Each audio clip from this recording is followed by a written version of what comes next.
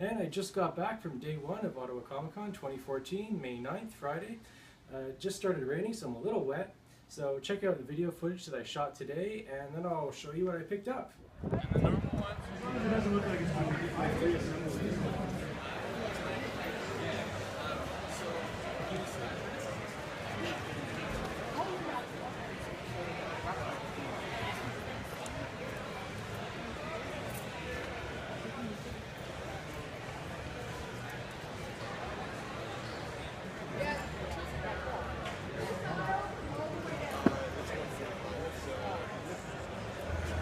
Photo op, I'm going with price $95. Arrest your friends, arrest your family!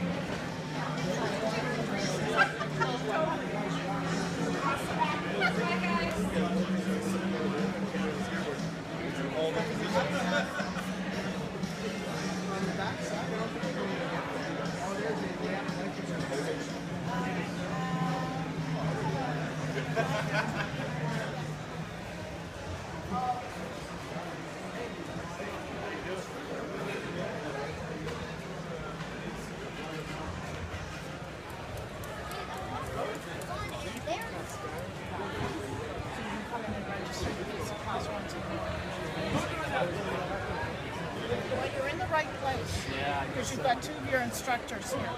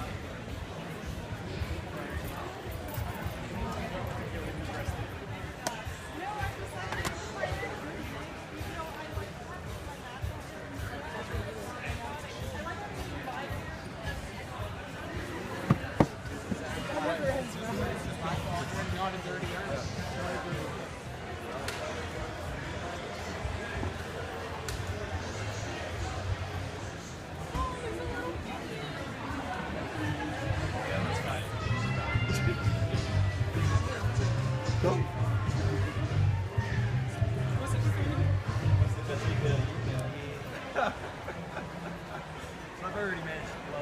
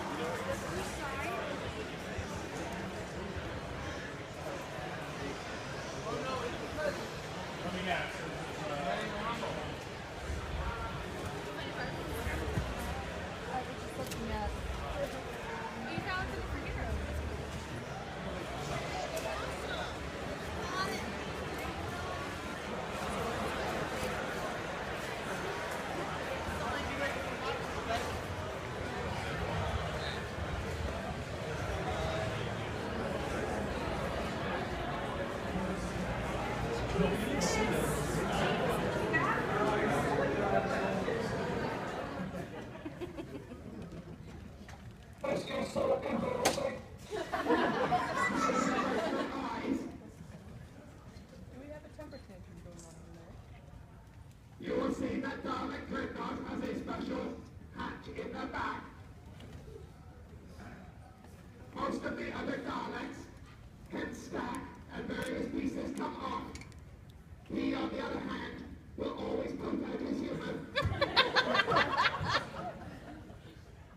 As you can see, Dalek Building is quite constipated. You ever wonder what Dalek poo looks like? I looked.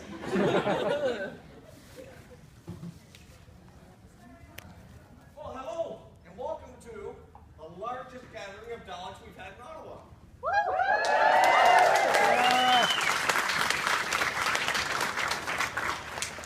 Every year that we've been doing this, we're getting more. And it's because of little forums like this. We talk at every show we go to, and we discuss what it's like to be a Dalek, and how difficult or easy it is. Thank you.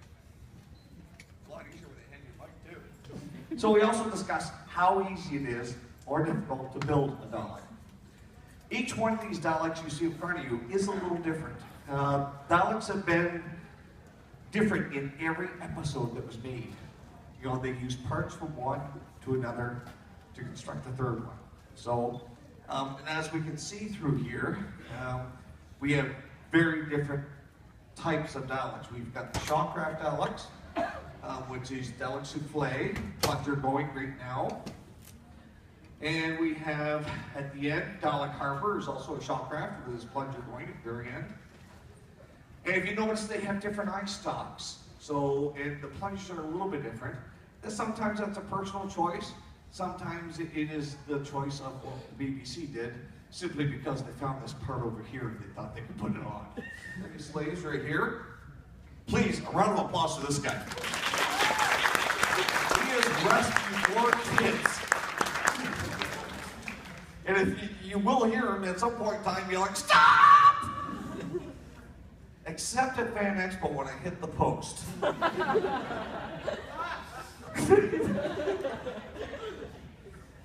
But that's only one time. You know, he amazingly jumped and pulled the kid off my arms and took a flying leap and landed on him. So our sleeves are very important to us. You'll see them, they're walking at 5 o'clock or 7 o'clock. And they're fairly close to us. They're there to protect you and us. Because these are really quite fragile. These poles are plastic, they're thin. That's only 3mm MDF, it's thin. We had a guy at a show, once again, we've heard he's built like a tank, he's not. We had a guy who took a run, hit him, cracked up through here, pushed my whole shoulder, which is actually screwed onto the back base, pushed it all back, knocked me out of my seat, and you know, it's just someone gets over enthusiastic. When you say that yours is built like a tank, there is one Dalek that is built like a tank. Yes. And we're running close on time, so. Oh, I'm Robert. This is Dalek Building. Yeah, as it's for when it says the tank, mine is solid wood, which is why I actually have an electric wheelchair to go on underneath. And actually, if you're going to go and actually do an electric wheelchair, you want to make sure that it actually carries a certain weight, because mine's classified for about 300 pounds, and with me in there, with all in there, it's like 290 kind of thing. So if you're ever going to go and actually do an electric wheelchair, you want to make sure that it actually it's actually, you have to build the weight so that so I can actually take it. Also, too, what we did first is we built the body and then put the wheelchair in. That was a mistake because now I'm really cramped in there. The best way to do it is actually get the wheelchair and actually then sort of build around it, because you know there are the blueprints and stuff. And you can actually go and use whatever you want, so you can actually go and slightly change the plan so you can actually fit everything around.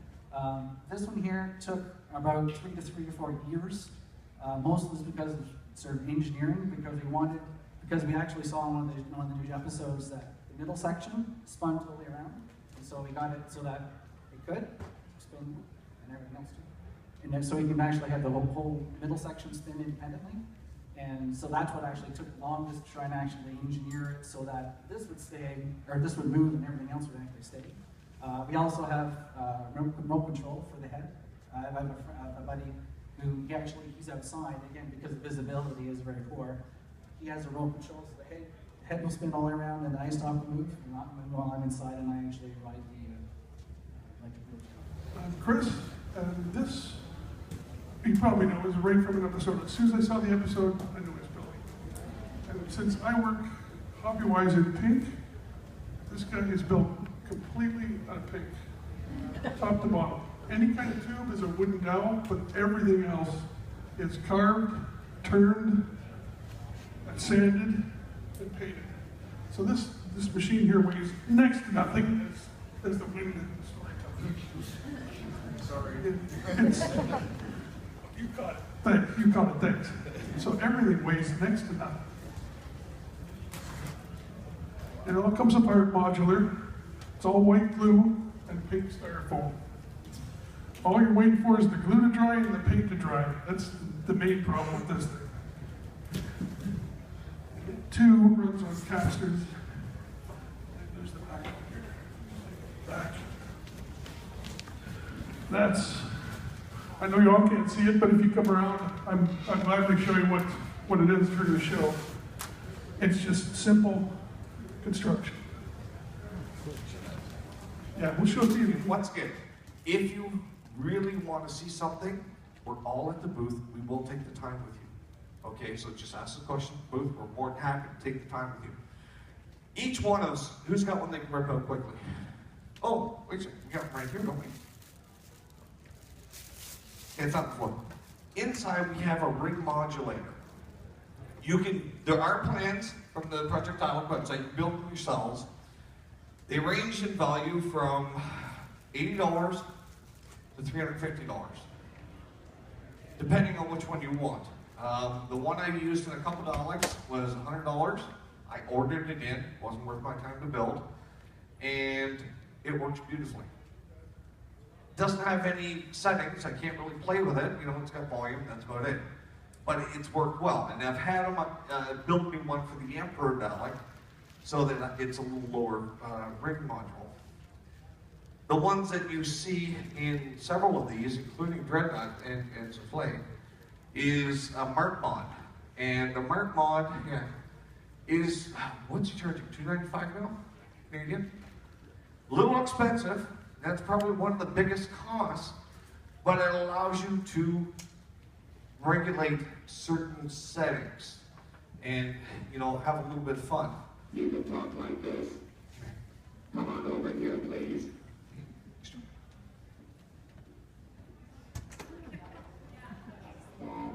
Really? Really loud. Oh, louder.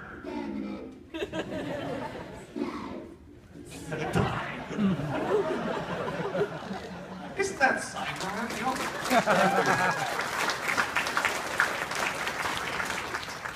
We can change the volume, obviously.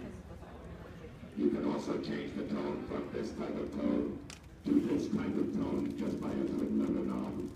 So you can really adjust to get the best sounding Dalek voice coming out for your voice. And that is the key, your voice. And I'll introduce our esteemed panelists here. To my immediate right is the Zombie King from zombieinfo.com.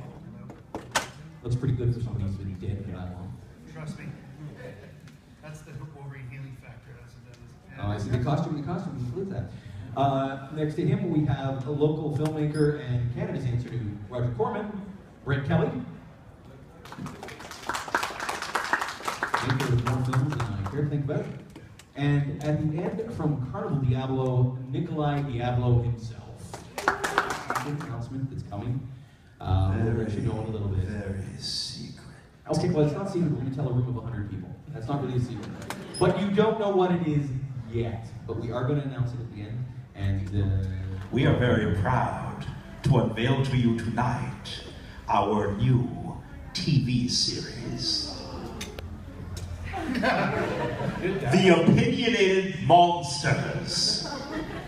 It is a new TV series that you will find on YouTube, professionally done, where many of the people on this panel are actually going to be talking about horror and the best and the worst parts of it.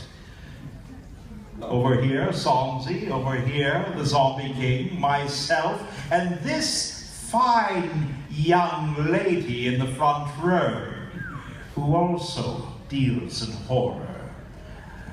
Yes, my friends. You will find this at youtube.com/opinionatedmonsters. Or, if you want, you can also become a fan of it on facebook.com/opinionatedmonsters.com. You can also see them for the flyers.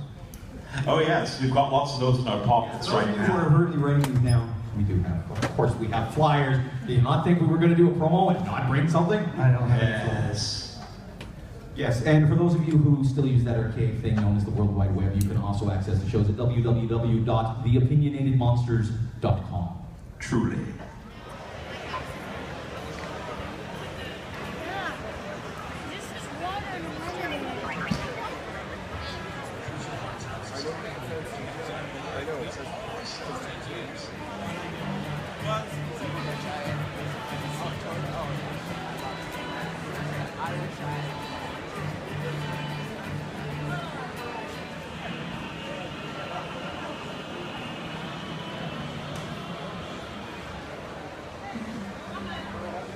Okay, so my Delsin Rowe costume outfit is hanging up to dry because it's kind of wet from coming in from the rain. Kind of tired too. I was out for a good 9 hours, I think. Anyways, I'm going to show you what I picked up. So first up here is just the Comic-Con bag there that I got for having a deluxe pass. There's my deluxe badge. And just your Comic-Con programming schedule, programming guide, and the free comic this year is X-Files, Ottawa Comiccon edition X-Files comic. And so what I actually picked up, what else we got in here? Oh right, I entered a contest to get advance tickets for Godzilla, and they gave me this poster which is nice and wrinkled and crumpled up now and not very display worthy anymore. And ooh, donuts, cinnamon mini donuts. There's a few left I brought home for my wife who's coming with me tomorrow. Oh, here's some comics that I picked up. One is Doctor Strange, issue 181.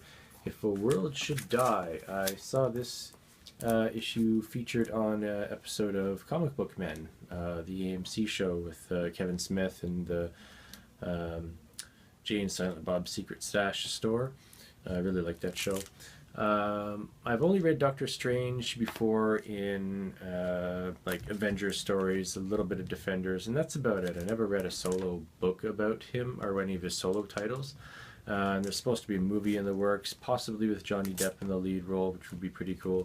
So I thought I'd pick up this one here. This was $10. It's in pretty good shape too. A couple other vendors had this book too, but it actually cost more and was not in as good shape as this. This is actually in really good shape, and it was $2 to $5 cheaper depending on the vendor. So that's pretty cool. And I also picked up issue 152 of GI Combat. I like some of these old war comics, and I really like the cover on this one. Surrender this tank or I blow us all to bits, says the crazy Nazi guy there. This is called Haunted Tank. Looks pretty cool. That was also $10. And what else we got in here? Oh, there was a video game vendor there this year too. There was last year as well. I didn't get anything from them. Metal Gear Solid PS1, the original black label case, PlayStation. Original discs there, the blue there. Little dirty. I'm gonna have to clean these. I've actually never played this. I never had a PS1. I had an N64 at the time, which was all I could afford. And then I had a PS2, which I still have, but I never had a PS1. So the few PS1 games I have played, I bought and played on the PS2, but I never played Metal Gear Solid, the original. So what the hell, right? Why not? Original black label and everything, pretty cool. Maybe I'll play a little bit tonight if I'm not too tired. What else do we got here? We got 2 more things here. Got a really good deal on this too from another vendor. The Avengers Omnibus Volume 1. I do not have any Marvel omnibuses. This is my first one. As you probably know, they're pretty pricey, but I got this for a cool $45. Not bad. They charge tax at this particular vendor, but 5% only, which is almost nothing. So, $45. Still sealed in the plastic and everything. Originally 99 US or 112 Canadian, so really great deal on this guy. And Doctor Strange Volume 5 Masterworks. I also do not have any Marvel Masterworks editions. This is my first one. I got this for the same reason that I got the single issue of Doctor Strange there, just to read some of his solo titles. And according to Amazon.com users, Volume 5 is very much worth your time and money. Really good stuff. I got this for $33, something. I think it was around that. Originally priced $54 and $60 between US and Canada. So good deal on that too. So that's all I picked up for today. I don't know if I'll pick up anything else tomorrow or Sunday. We'll see. I attended some events today, which I'll probably write about a little bit on the website, darkstormreviews.com, along with a few pictures. Probably put some of those on the Twitter account as well, and Instagram, whatnot. And I attended 2 panels today. One was Horror in Ottawa, which is a panel about the independent horror film scene here in Ottawa, which was pretty interesting. And there's a new web show that they were talking about called The Opinionated Monsters. I gave out these little flyers here. YouTube channels, youtube.com/opinionatedmonsters. I don't think that's started yet though. I think it starts soon-ish. Anyway, that sounded pretty interesting. And I also attended Dalek Building 101, which is just what it sounds like. A big panel about people who build Daleks, how to build them, websites to go to, and showed off the Daleks they had built and stuff. So that was pretty cool too. And that's pretty much it, I guess. So that's it for day 1 of Ottawa Comiccon 2014. Friday, May 9th, and I'll be making another video on Saturday and Sunday as well, so please check that out. I'm Jesse from darkstormreviews.com. Thanks for watching, and see ya!